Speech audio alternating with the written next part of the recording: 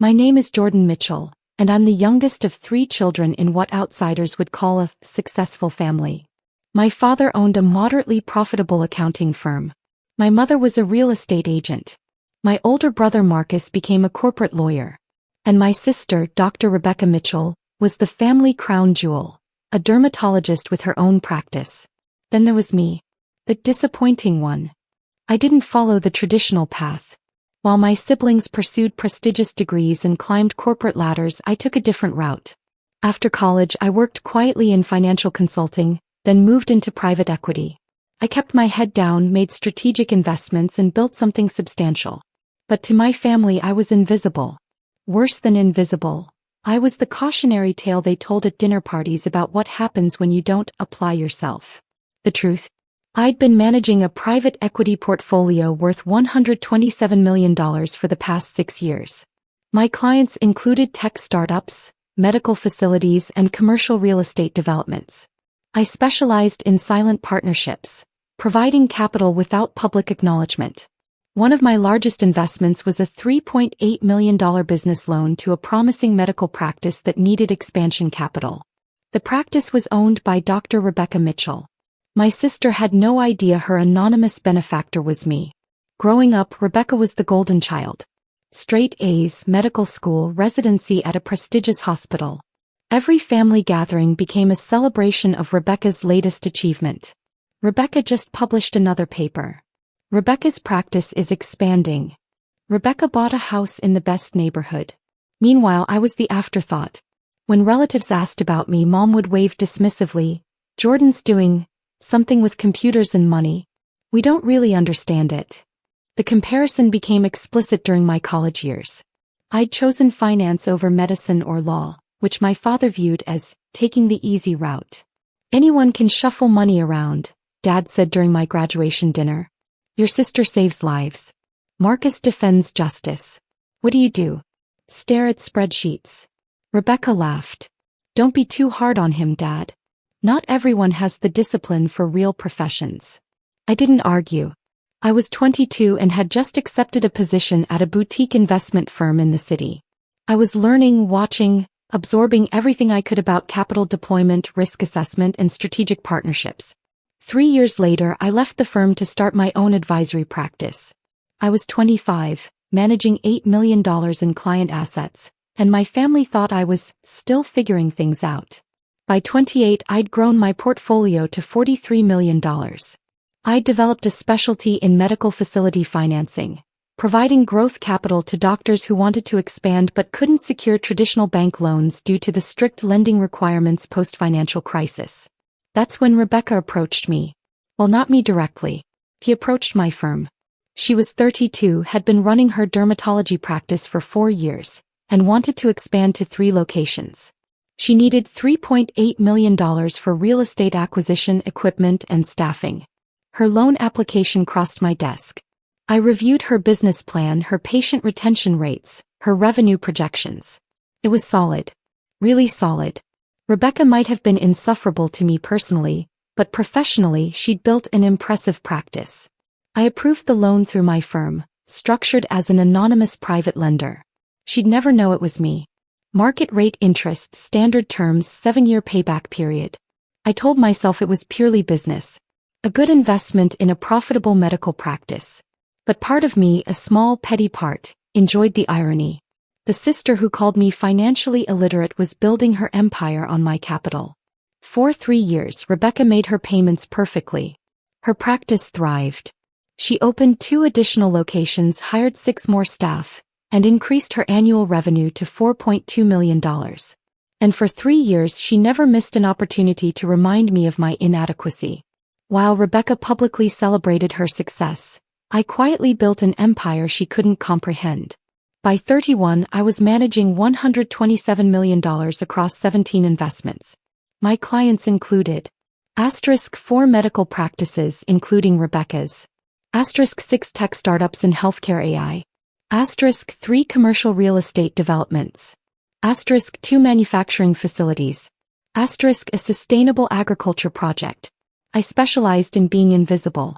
No public profiles, no social media presence, no press releases. My clients knew me as J. Mitchell, or simply the firm. I operated through attorneys, accountants, and a small team of trusted advisors. My annual income varied, but averaged around $3.7 million from management fees, interest payments, and equity stakes. I lived comfortably but not ostentatiously. A nice downtown loft, a reliable car, good coffee, better wine. To my family, I looked like a struggling financial consultant. I worked from home, didn't wear suits to family dinners, and drove a 7-year-old sedan. Still doing the freelance thing? Marcus would ask with barely concealed pity. Still haven't settled into a real career? Mom would sigh. Rebecca was the worst. As her practice grew, funded by my $3.8 million, her condescension became intolerable. Jordan, have you thought about going back to school? She asked at Easter last year. Maybe get an MBA? It's never too late to develop real credentials. I'm fine, thanks. Fine isn't thriving, little brother. Look at what focused ambition can achieve. She gestured around her newly renovated house, the one she'd purchased with profits from the practice I was financing. I smiled politely. You're right. Focus matters. What I didn't tell her, I'd just closed a $22 million acquisition deal for a medical equipment company. My cut was $1.8 million. What I didn't tell Marcus when he bragged about his $340,000 annual salary, I'd made that in the first quarter. What I didn't tell my parents when they worried about my lack of direction, my portfolio was larger than Dad's entire accounting firm's lifetime revenue. I wasn't hiding out of shame. I was protecting myself. I'd learned early that family plus money equals complications. I'd watched wealthy relatives get drained by entitled family members. I'd seen successful friends trapped in endless loan requests and guilt trips. So I stayed quiet. I lived well below my means publicly. And I watched. The breaking point came at Sunday family dinner 3 weeks ago. Mom had insisted on a whole family dinner at the country club. Rebecca had just been featured in a local magazine's Top Doctors Under 40 profile, and this was her celebration. I arrived in my usual attire, clean jeans, button-down shirt, nice boots. Rebecca arrived in designer everything, fresh from her third practice location's grand opening. Dinner started normally. Dad talked about his firm. Marcus discussed a big case. Mom showed photos from her latest luxury home listing. Then Rebecca started. So Jordan, she said, swirling her wine, still doing the freelance consulting thing? Still working in finance, yes. Finance. She made air quotes. Right. What exactly does that mean? Like, what do you actually do all day? I manage investments and provide capital advisory services. Marcus laughed. That's a fancy way of saying you help people with their 401 Burmese chats. Something like that. Rebecca leaned forward. Be honest, are you making enough to live on? Because if you need help, I'm doing really well. I could probably throw some consulting work your way. My practice needs someone to organize receipts. The table went quiet. That crossed a line even for Rebecca. I'm fine, I said evenly. Are you though? Dad interjected. Jordan, you're 31. Your sister owns 3 medical practices. Marcus just made partner. When are you going to establish something real? I have. Have you? Mom's tone was gentle but pitying. Sweetheart, we just worry. You live in that small apartment, you drive that old car, you never talk about clients or deals. Meanwhile, your sister just closed a deal for, what was it, honey? $2.1 million equipment purchase, Rebecca said proudly. Expanding all 3 locations with the latest laser technology. I knew about that purchase. She'd used her credit line, the one secured against her practice's assets, the assets I was financing. That's impressive, I said. It is, Dad agreed. That's what real success looks like, Jordan. Building something tangible. Providing value. Creating jobs. He turned to Rebecca. How many people do you employ now? 23 across 3 locations. 23 families depending on your success, Dad said. That's leadership. That's impact. The implicit comparison hung in the air. Unlike you. I could have walked away. Should have walked away. But then Rebecca said it. Stop pretending you have money, Rebecca laughed, looking directly at me. We all know the truth. The table went silent. Marcus shifted uncomfortably. Mom looked away. Though. Dad nodded. Finally someone said it. He agreed. Jordan, you're 31 years old. Whatever you're doing, it's not working. You can't sustain yourself on small consulting gigs forever. I'm not. Look at your sister, Dad continued. She took risks. Invested in herself. Built something real. You're still playing it safe with other people's pocket change. Rebecca smirked. I'm just saying what we're all thinking. Little brother walks around like he's some financial genius, but he can't even afford a new car. Rebecca, Mom said weakly. No, she's right, Marcus added. Jordan, man, it's time for some tough love. You're spinning your wheels. Maybe it's time to consider a real job. I could probably get you an interview at my firm. Entry level, but it's a start. I looked around the table. My father nodding in agreement. My mother looking embarrassed for me. My brother offering me charity. My sister barely containing her laughter. And I felt nothing. No anger, no hurt. Just clarity. These people had no idea who I was. What I'd built. What I was capable of. They'd made assumptions based on appearances and never bothered to look deeper. I reached for my phone. What are you doing? Rebecca asked. Checking your portfolio of what, $50,000? Something like that, I said, pulling up my contacts. I found the number for James Chin, my private banker at Silvercrest Financial. James managed the lending division that had originated Rebecca's $3.8 million loan. Jordan, Mom said, can you put the phone away? We're having a family discussion. This will just take a moment, I said calmly. I dialed. James answered on the second ring. Jordan, good to hear from you. What can I do? James, I need to exercise the recall clause on the Mitchell Medical Group loan. The $3.8 million facility. There was a pause. The dermatology practice? That's one of our best performing loans. May I ask why? Personal reasons. The terms allow for recall with 90 days notice, correct? Yes, but Jordan, that's a nuclear option. It'll force immediate refinancing. In this market with her current debt-to-income ratio. I understand the implications. Please initiate the recall process immediately. You're certain?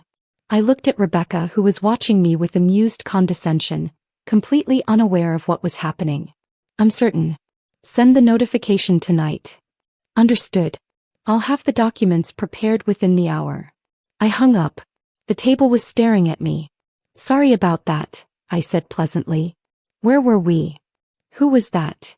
Marcus asked. My banker. Rebecca laughed. Your banker?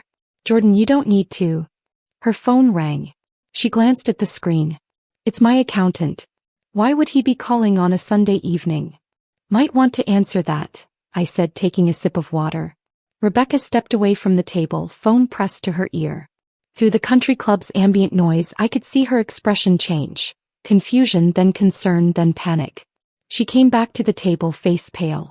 I need to make another call. Excuse me. She rushed toward the lobby. Mom looked concerned. Is everything okay? I'm sure it's fine, I said. It wasn't fine. Within minutes, Rebecca would receive the official notification. Her $3.8 million business loan was being recalled. She had 90 days to secure alternative financing or face asset seizure on her practice properties. Rebecca returned 10 minutes later. She looked shaken. Jordan, she said carefully, can I talk to you privately? Anything you want to say you can say here. We're family, right? She sat down slowly. There's been some kind of mistake with my business loan. The bank is calling it due. All of it. $3.1 million remaining balance. Dad frowned. What? Why? They said the lender is exercising a recall clause. But that doesn't make sense. I've never missed a payment. My practice is thriving. This has to be an error. That's terrible, I said. Have you contacted the lender? It's an anonymous private lender. I've only ever dealt with the bank as the servicer. My accountant is trying to reach someone now, but... She looked at me suspiciously. That phone call you made. What was that about? Just banking business. What kind of banking business? The kind that manages investment portfolios. Marcus leaned forward. Jordan, what did you do? I exercised my rights as a private lender to recall a business loan that's within my investment portfolio. The table went silent. Rebecca's voice was barely a whisper. What? Your practice. Mitchell Medical Group. 3 locations. $3.8 million loan originated 4 years ago through Silvercrest Financial. I'm the lender. Dad shook his head. That's not possible. You don't have that kind of money. I pulled out my phone and opened my banking app. I turned the screen toward him. The account summary showed Silvercrest Private Equity, available balance, $43,847,291.17. That's one of 4 accounts, I said quietly. I manage a portfolio worth $127 million. Your daughter's medical practice is one of 17 active investments. Mom's hand went to her mouth. Marcus stared at the screen. Rebecca looked like she might be sick. You're lying, Rebecca said. This is fake. Some kind of. Her phone rang again. She looked at the screen. It's the bank president. You should answer that, I said. James Chin is probably calling to confirm the recall order and discuss your refinancing options. Rebecca answered, her hand shaking. Hello? Yes, this is Dr. Mitchell. What? No, I don't understand. She listened, her face going from pale to gray. The lender is my brother? She looked at me with something between horror and disbelief. You're telling me Jordan Mitchell, my brother Jordan, is the private equity fund that... Listen more. $127 million portfolio? That can't be. Her voice trailed off. She ended the call. He confirmed it, she whispered. Everything. The loan, the recall, your portfolio. He said you're one of their largest private clients. Dad looked like he'd been hit with a brick. Jordan, I don't understand. If you have this kind of money, why do you live like... Like what, Dad? Like someone who doesn't need to prove anything to anyone. You've been lying to us, Mom said. For years. No. I've been private. There's a difference. You assumed I was failing because I didn't perform success the way you wanted me to. I never actually told you I was struggling. Marcus found his voice. You let us think you were barely getting by. You wanted to think that. It made you feel better about yourselves. I looked at each of them. Every family dinner, every holiday, every gathering, it was the same script. Rebecca's achievements. Marcus's success. Jordan's disappointment. You cast me in that role and I let you because it was easier than dealing with your jealousy or your demands. Demands. Dad's face reddened. We're your family. Exactly. And the moment you knew I had money, what would have happened? Marcus needs help with a down payment. Rebecca wants investment in her 4th location. Dad's firm needs capital. Mom wants a beach house. It never ends. That's not fair, Rebecca said, but her voice was weak. Isn't it? Rebecca, you've spent 3 years telling me I don't understand money while building your empire on MY money. The equipment you just bought? The expansion you're celebrating? I made that possible. I earned that, she shot back. I built that practice from nothing. From $3.8 million of my capital, which in the medical lending market of 4 years ago was nearly impossible to secure. You want to know why your loan terms were so favorable? No prepayment penalties, below market interest, flexible covenants? Because I structured it that way. Why? She asked. If you hated us so much, why help me at all? I didn't hate you. I hated how you treated me. But you're still my sister. Your business plan was solid. It was a good investment. I separated the personal from the professional. Until tonight, Marcus said. Until tonight, I agreed. When Rebecca decided to publicly humiliate me over money, while sitting in a country club paid for by profits from a practice I'm financing. That felt like the right time to stop separating business from personal. Rebecca was crying now. Jordan, please. If you recall this loan, I'll have to refinance at commercial rates. With my current debt load, that could cost me an additional $400,000 in interest over the loan term. It could bankrupt the expansion. Yes, I said simply. You'd destroy my practice? Over hurt feelings. I'm not destroying anything. I'm withdrawing my capital from an investment where the client has demonstrated poor judgment and lack of respect. That's just sound business. Dad stood up. Jordan Mitchell, you will not do this to your sister. I already have. The recall notice was sent 20 minutes ago. Then you'll reverse it. No. I'm your father. And I'm a 31-year-old adult managing a 9-figure portfolio. You don't have authority here, Dad. Mom was crying. How did we not know? How did we miss this? You didn't want to know. You wanted the story you'd already written. Jordan, the disappointment made Rebecca the star shine brighter. It was convenient. Rebecca grabbed my arm. Please. I'm sorry. We were wrong. I was wrong. But please don't do this. I gently removed her hand. You have 90 days to refinance. Your practice is profitable. You'll find another lender. At what cost? Jordan, I have employees. Patience. This isn't just about me. Then you should have thought about that before you decided to publicly mock someone you knew nothing about. I'm your sister. Yes. And in 90 days you'll be my former client. I stood up, placed my napkin on the table. Marcus blocked my path. You're really going to do this? Destroy her business because your feelings got hurt. I'm exercising my legal rights as a lender. Rebecca signed a contract. She understood the terms. One of those terms was that the lender could recall the loan with proper notice. I'm providing that notice. This is revenge, Dad said. Pure revenge. No. Revenge would be doing this without warning.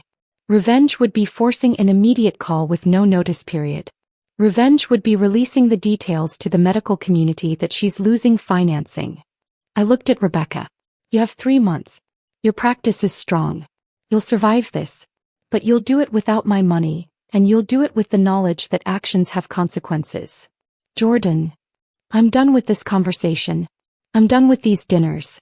I'm done being your punching bag. I walked toward the exit. Behind me I could hear Rebecca sobbing, Mom trying to comfort her, Dad and Marcus arguing about whether to follow me. I didn't look back. The next 72 hours were chaos for Rebecca's world and silence from mine. Monday morning, Rebecca's accountant called an emergency meeting with her attorney and her practice manager. The recall meant she needed to secure $3.1 million in refinancing within 90 days or face default. She tried calling me. 17 times Monday. 23 times Tuesday. I didn't answer. Marcus called trying to broker peace. Jordan, man, you made your point. He's terrified. Just give her a chance to. 90 days, I said and hung up. Dad sent an email. Your mother is devastated. Your sister is facing bankruptcy. Is this really who you want to be? I replied, I'm the person you raised to believe actions have consequences. Rebecca's actions. Rebecca's consequences. By Wednesday, word had spread through the family. Aunts, uncles, cousins. Everyone had an opinion. Some sided with me. About time someone put Rebecca in her place. Most sided with her. Family takes care of family. This is cruel. I stayed silent. I'd said everything that needed saying. What they didn't know. I was watching Rebecca's refinancing process carefully through my industry contacts. She applied to 4 commercial banks. All rejected her. Her debt-to-income ratio was too high with the expansion, and her current cash flow couldn't support the higher interest rates commercial loans required. She approached 3 private lenders. 2 weren't interested in medical practice financing. 1 offered terms that would have added $680,000 to her total repayment cost. By Friday, 1 week after the dinner, Rebecca was desperate. She appeared at my apartment at 6 a.m. I answered the door in a t-shirt and sweatpants, coffee in hand. Rebecca. Please let me in. I stepped aside. She walked into my loft, the small apartment she'd mocked. It was actually 2,400 square feet of converted warehouse space with floor-to-ceiling windows overlooking the city. Worth $1.8 million paid in cash. She looked around, really seeing it for the first time. This isn't small, she said quietly. No.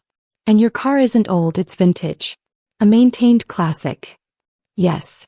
He sat on my couch looking broken. I can't secure refinancing. Not at terms I can sustain. If I take the best offer I've received, I'll be working for the next 7 years just to service the debt. No profit. No growth. Just survival. I'm aware. You're monitoring my applications? I like to stay informed about my investments, even former ones. He started crying. Jordan, I'll lose everything. The expansion will fail. I'll have to close 2 locations. Lay off 15 people. Some of them have families. Kids. I know. And you don't care? I sat across from her. I care. But I also care that you publicly humiliated me while benefiting from my generosity. I care that my entire family views me as a failure while I'm literally funding their success. I care that not once, did any of you stop to think that maybe you didn't have the full picture. We were wrong. I was wrong. I'm admitting that. After consequences arrived. Not before. What do you want from me? Public apology? I'll do it. Money? I'll pay you back every penny somehow. Just please don't let me fail like this. I studied her. Really looked at her. For the first time in my life we were meeting as equals. No pedestals, no pity, just two people seeing each other clearly. Do you know why I approved your loan? I asked. No. Because your business plan was exceptional. Your patient retention was 94%. Your revenue projections were conservative but realistic. You understood your market. You were genuinely good at what you did. You're still good at it. The problem isn't your medical skills. It's your judgment. You assumed you built everything alone without help through pure merit. But nobody succeeds alone, Rebecca. Nobody. I know that now. Do you? Because here's what I see. You're not apologizing for years of disrespect. You're apologizing because you got caught. You're not sorry you hurt me. You're sorry it's costing you money. That's not. Prove me wrong. She looked up. How? I'm going to make you an offer. One time.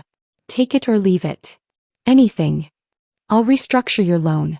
Not recall it, restructure it. New terms. Same amount, $3.1 million remaining balance. 15-year amortization instead of the remaining 3 years on your current deal. Interest rate reduced from 6.2% to 5.1%. Her eyes widened. That would save me almost $800,000 over the life of the loan. Yes. Why would you do that? Because I'm not trying to destroy you. I never was. I'm trying to teach you something you should have learned years ago. What? Humility. Respect. The understanding that the person you're dismissing might be the one keeping you afloat. What do you want in return? 3 things. First, a formal written apology, not to me, to yourself. Write down every assumption you made, every dismissive comment, every time you judged someone's worth by their appearance rather than their character. Read it. Understand it. Learn from it. She nodded. Second, you're going to restructure your relationship with your employees. Profit sharing. Real profit sharing. Not token bonuses. If your practice succeeds, they succeed. Build something sustainable, not an empire built on your ego. Okay. Third, and this is non-negotiable, you're going to tell the truth. To Mom, Dad, Marcus, the whole family.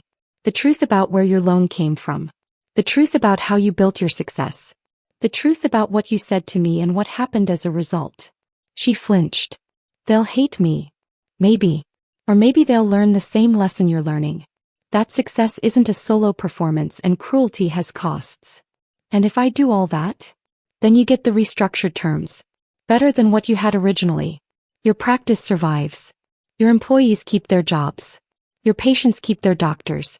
But you do it with eyes open about how you got here. Rebecca was quiet for a long time. I really am sorry, you know. Not just because of the money. I'm sorry for not seeing you. For making you small to make myself feel big. I know. How? Because if you were only sorry about the money, you wouldn't be crying. She wiped her eyes. I accept your terms. All 3. All 3. I pulled out my phone and called James Chin. James, I'm restructuring the Mitchell medical loan instead of recalling it. I'll send you the new terms this afternoon. I hung up. Rebecca let out a breath she'd been holding. Thank you. Don't thank me. Earn it. She nodded, stood to leave, then paused. Jordan, the $127 million. What are you going to do with it? Keep building. Keep investing. Keep helping people who deserve it. Will you help me again? After this? That depends entirely on who you become over the next 15 years. The family meeting happened 2 weeks later. Mom hosted at Rebecca's request. Everyone was there. Mom, Dad, Marcus, his wife, Rebecca, even Aunt Sarah and Uncle Tom. Rebecca stood at the head of the table, trembling slightly. I owe everyone here an apology, but especially Jordan. 2 weeks ago at dinner I said something cruel and dismissive. I told Jordan to stop pretending he had money. I mocked his career. I belittled his choices. Dad shifted uncomfortably. Mom looked at her hands. What you don't know, what I didn't know, is that Jordan has built a private equity portfolio worth $127 million. He manages investments in 17 companies including mine. Aunt Sarah gasped. Uncle Tom's jaw dropped. The $3.8 million loan that allowed me to expand my practice? That was Jordan. The favorable terms that made my growth possible? The financial backing that made me look successful? Jordan. Marcus stared at me. I kept my expression neutral. And I thanked him by publicly humiliating him. By telling him he didn't understand money while building my empire on his capital. Rebecca, Dad started. I'm not finished. Dad, you told Jordan he wasn't building anything real. Mom, you pitted him for his small apartment. Marcus, you offered him an entry-level position at your firm out of charity. She looked at each of them. Jordan didn't need any of our help. He never did. He was supporting us, quietly, privately, without asking for credit or recognition. I didn't know, Mom whispered. That's the point. We didn't know because we never bothered to look. We assumed. We judged. We made Jordan small so we could feel big. He turned to me. I'm sorry. Truly sorry. Not because you're rich but because I was cruel. You deserved better from your sister. The room was silent. Dad finally spoke. I don't know what to say. You could start with the truth, Dad. Did you believe I was failing? Or did you need me to be failing? He was quiet for a long moment. Both. I think it was easier to have one child struggling. It made the other's success feel more earned. That's horrible to admit. Yes, I agreed. It is. Mom was crying. I'm so sorry, sweetheart. We should have asked. Should have really looked. You should have trusted me. Believed in me. Given me the same benefit of the doubt you gave Marcus and Rebecca. Marcus spoke up. For what it's worth, Jordan, I'm proud of you. I didn't see it before but I see it now. What you built. That's remarkable. Thank you. Are you going to forgive us? Mom asked. I don't know yet, I said honestly. I'm going to need time. And you're going to need to earn back my trust. But I'm open to the possibility. Rebecca sat down. Jordan restructured my loan instead of destroying my practice. He gave me terms better than I originally had. He could have ruined me. He chose to teach me instead. That's because I don't hate any of you, I said. I'm disappointed. Hurt. Angry. But I don't hate you. You're my family. Flawed, frustrating, occasionally cruel, but family. Dad stood and walked over to me. I'm proud of you, son. I should have said that years ago. I'm sorry I didn't. We shook hands. It wasn't a hug, not yet. But it was a start. Over the next 6 months things slowly changed. Rebecca restructured her practice with profit sharing. Her employees became partners in success. She worked harder, complained less, and never again commented on anyone's financial situation without knowing the full story. Marcus stopped offering me career advice. We actually became closer. He respected what I'd built and I respected his legal mind. We started collaborating on deals that needed both financial and legal expertise. Mom and Dad attended therapy together. Dad admitted he'd projected his own insecurities onto me. Mom acknowledged she'd enabled the family dynamic by never challenging it. As for me, I kept building, kept investing, kept being selective about what I shared and with whom. But I also started being more open with my family, in measured doses. They knew about major deals now. They asked intelligent questions instead of making assumptions. They treated me like an equal rather than a charity case. Last month, Rebecca's practice achieved its highest quarterly revenue ever, $1.3 million. She called me first to share the news. Thank you, she said. For the loan.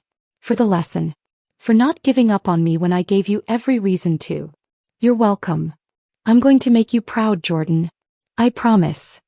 You already have, I said. Not because of the revenue. Because you chose to grow. That's the thing about family drama and power reversals. The point isn't the money. It never was. The point is recognition. Respect. The understanding that worth isn't determined by job titles or bank balances. It's determined by character, integrity, and how you treat people when you think they have nothing to offer you. My family learned that lesson the hard way.